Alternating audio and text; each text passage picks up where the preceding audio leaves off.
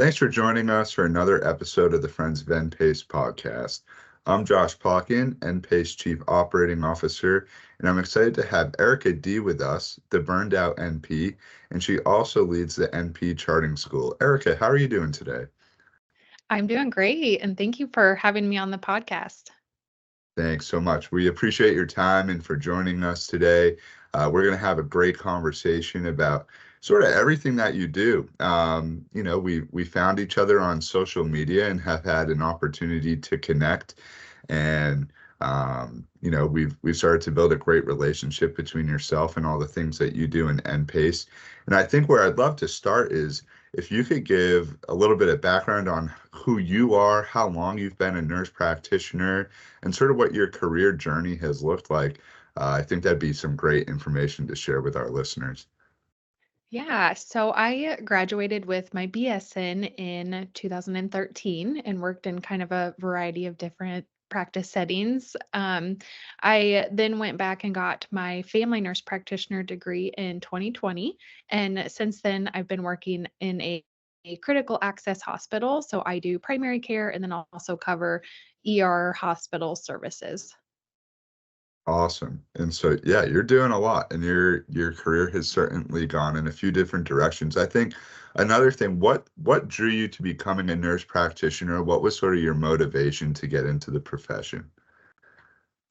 Yeah, so I had that goal set, when I first declared nursing in high school, and I just knew that I wanted that, more relationship with the patient and be able to advocate for them and, help with the treatment plan and, just really help the patient specifically in whatever, health condition that they were having. So I just knew I wanted, that advanced level and just helping those patients.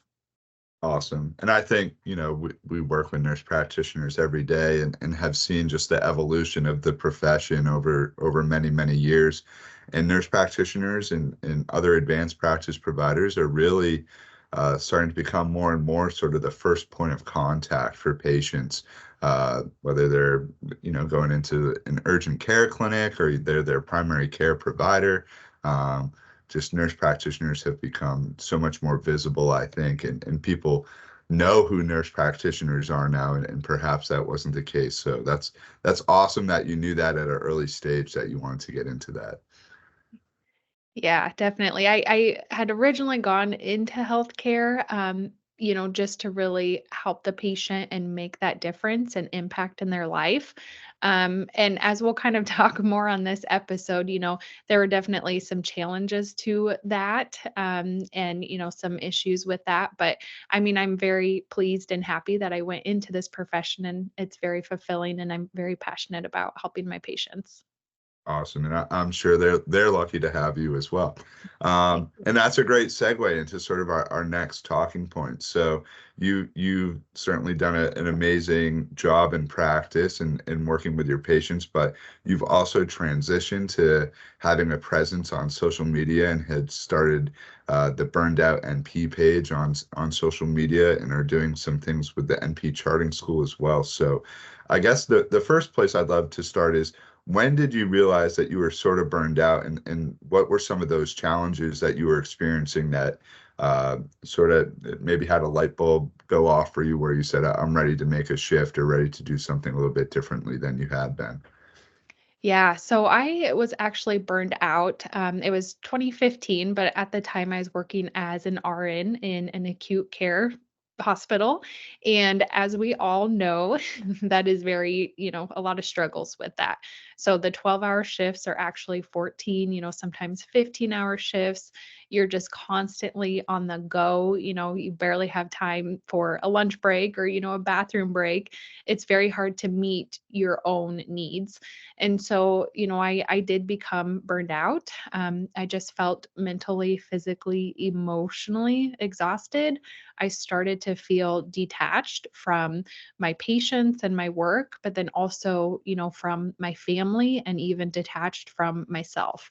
I just wasn't showing up, how I wanted to as a wife and a mom and a nurse and just not, taking care of myself. So I became burned out, and I actually didn't even realize that I was burned out until one day in our break room over my quick lunch break. There was an article sitting there, and it talked about compassion fatigue in healthcare. And I remember reading through it, and I check marked every single sign and symptom of that compassion fatigue. And so, I mean, very similar to burnout, I just realized as like, I need to make some changes. I am burned out. I was contemplating leaving healthcare altogether. And so once I first, realized how much I was feeling burned out, then I was able to kind of slowly, make some of those shifts, make some of those changes, and then eventually overcome the burnout. And then, fast forward, I went, back to NP school and got my FNP. And once I started in practice, I just realized how many other nurse practitioners were struggling with burnout.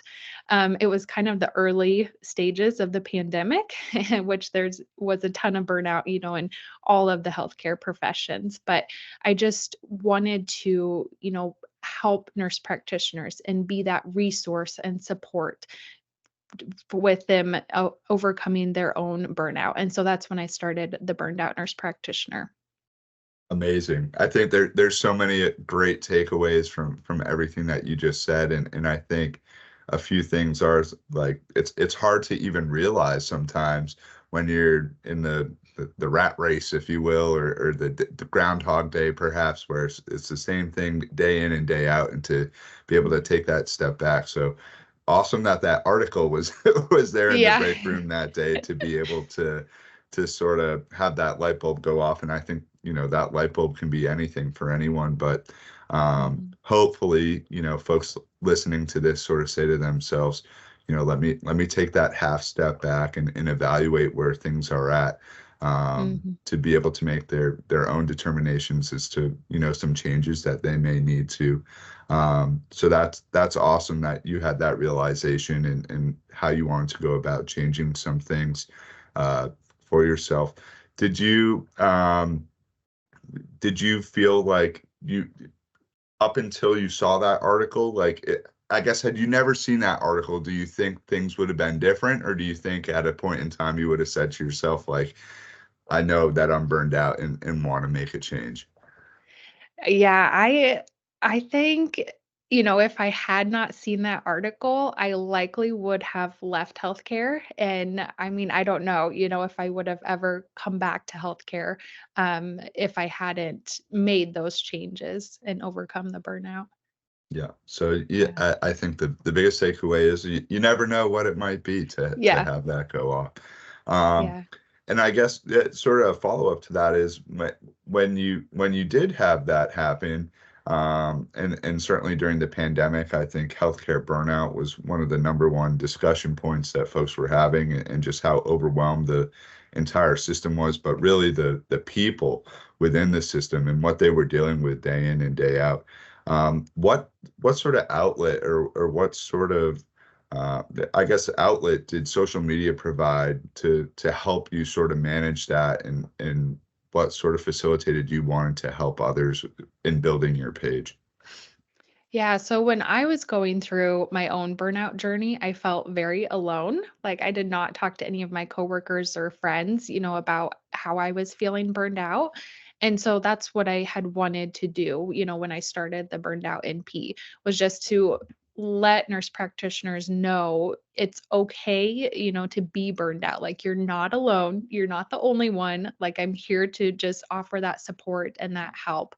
And so that, getting that reach through social media was really important, just to bring awareness to the topic and just know that nurse practitioners do have support.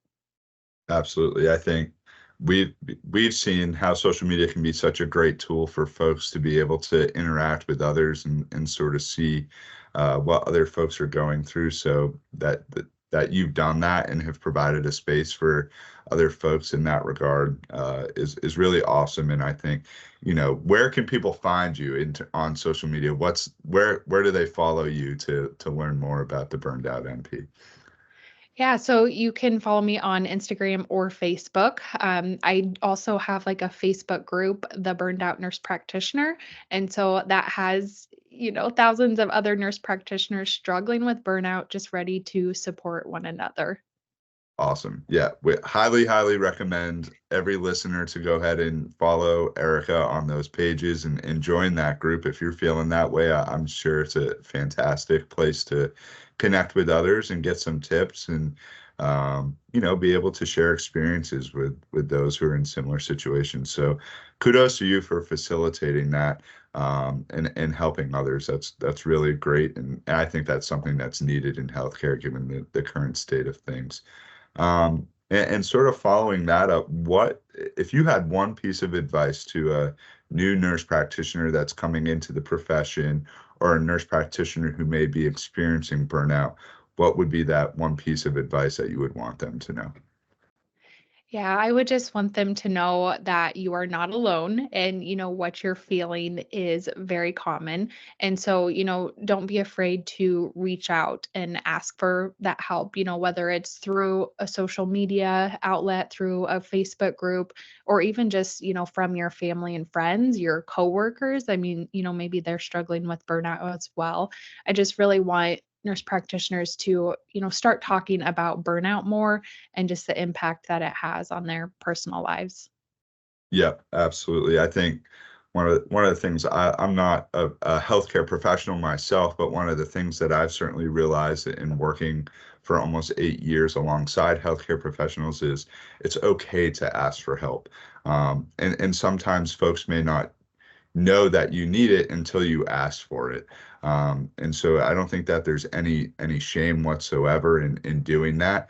And there's certainly resources out there to help you through that.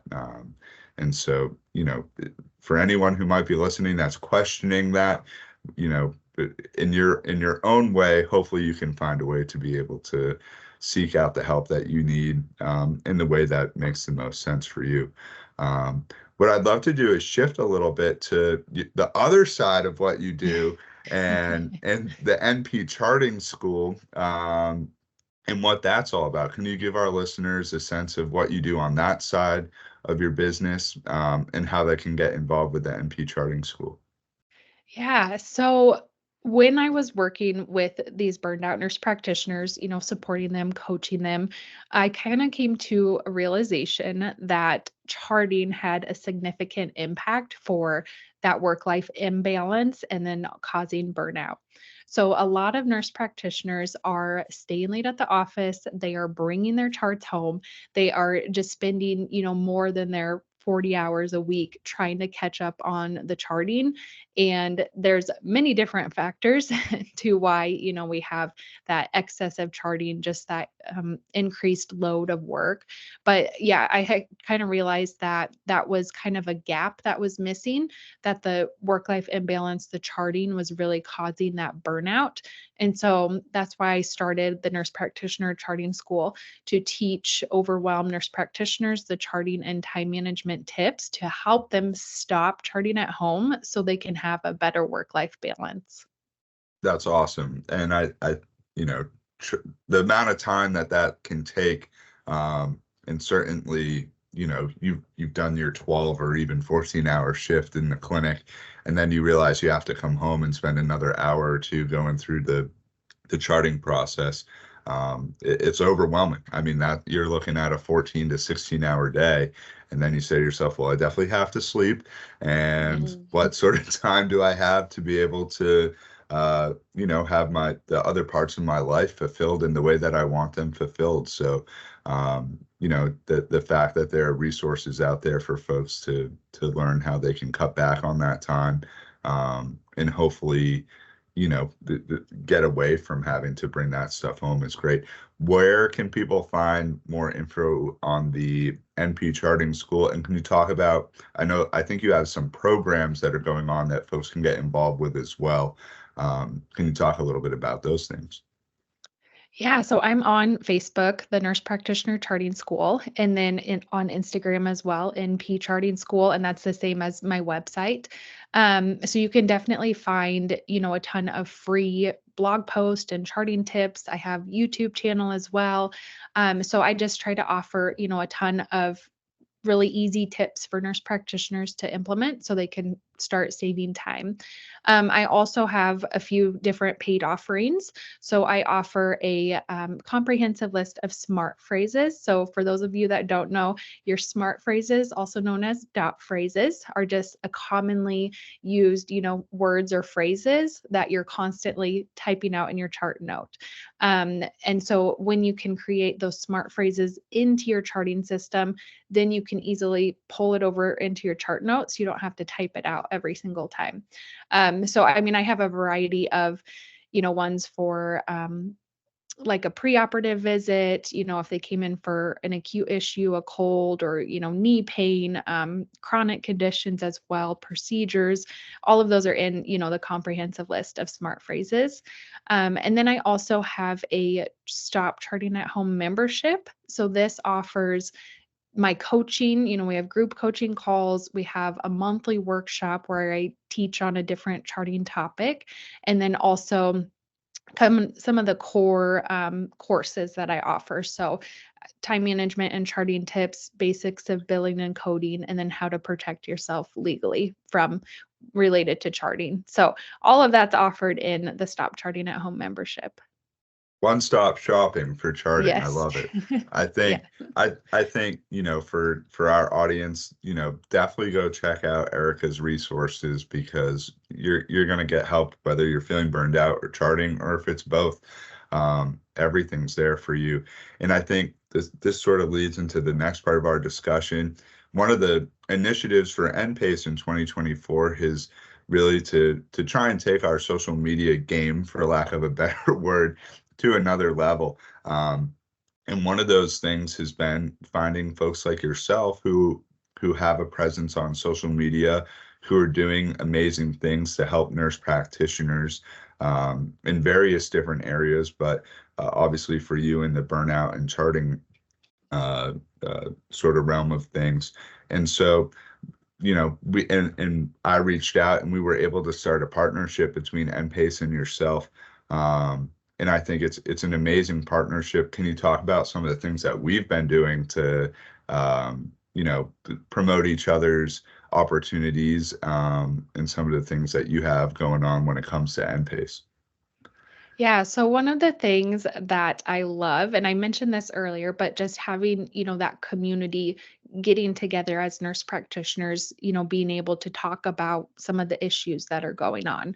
And so with the live conferences that NPACE offers, that's the perfect opportunity, to do that networking, to get together, to have that support from other nurse practitioners. And you're also getting continuing education hours, which is helpful. But I just love, having that opportunity for nurse practitioners to come together.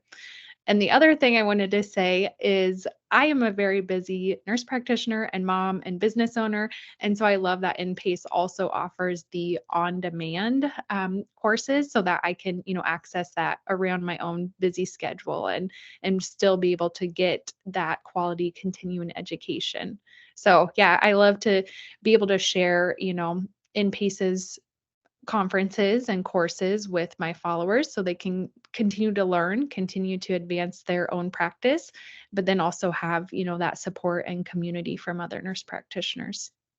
Awesome. And we appreciate it, and know that it goes a long way. And if you follow Erica on social media, you will be able to learn about some special discounts that she has for NPACE opportunities as well, both for in-person conferences as well as our on-demand programs. I want to go back to the in-person conferences for a moment, because you mentioned something about the opportunity for folks to get together, and sort of the networking that takes place at our events. And so one of the things that we're doing in 2024 is trying to provide one of those networking opportunities at each location that we go to, whether it's a happy hour or a walk early in the morning, or having yoga or mindful breathing or wellness breaks throughout the course of the day. And you certainly are going to come and earn your continuing education credits, but NPACE is really looking to fulfill that side of things as well when you're coming to one of our events. One of my favorite sayings when it comes to NPACE conferences is you're going to earn your education and be able to network with colleagues and peers, but hopefully you have some time for relaxation and rejuvenation, and you come away from that conference sort of having this wholesome experience of fulfilling all of those different needs.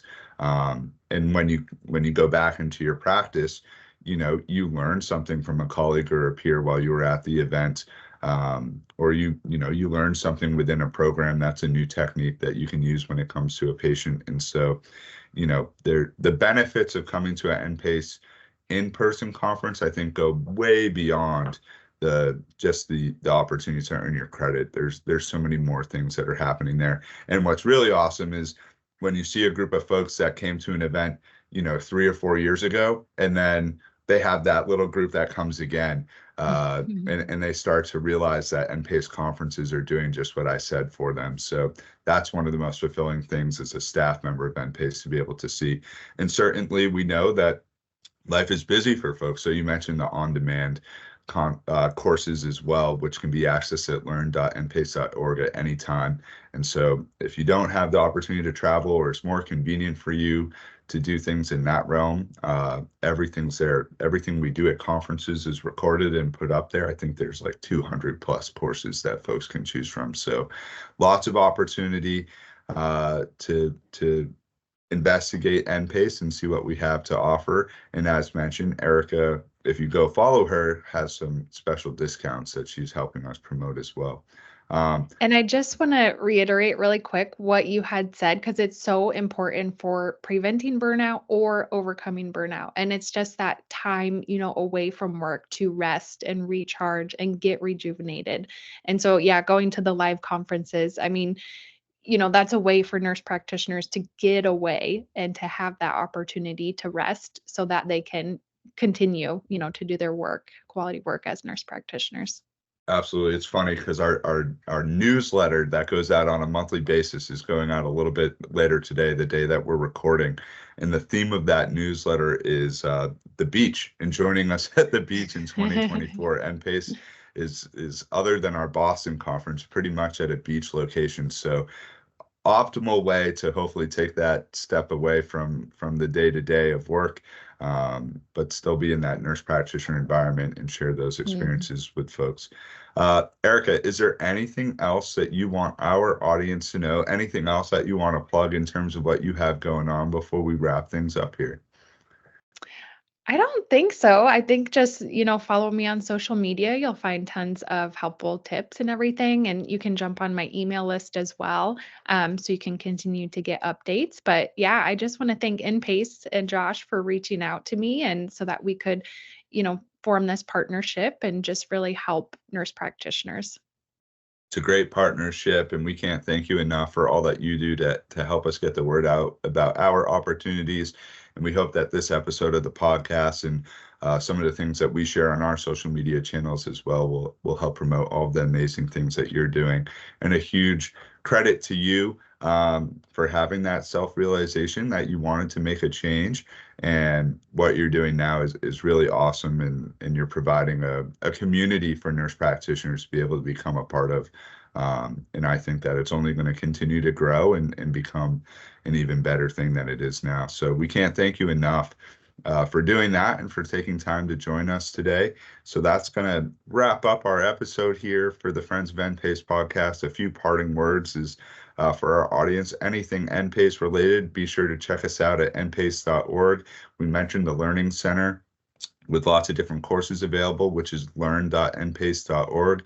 Everything is accredited. We are an ANCC accredited provider, and you can check out the 5 in-person conferences that we have going on this year. Lots of them at the beach. We'll be heading to Hilton Head, South Carolina in just about a week and a half. So that's coming soon. And you can listen to the Friends of NPACE podcast on any of your favorite streaming platforms: Apple, Spotify, YouTube. The NPACE Learning Center has these podcasts as well. So whatever is most convenient for folks. We thank everybody for listening. We thank Erica for being with us today.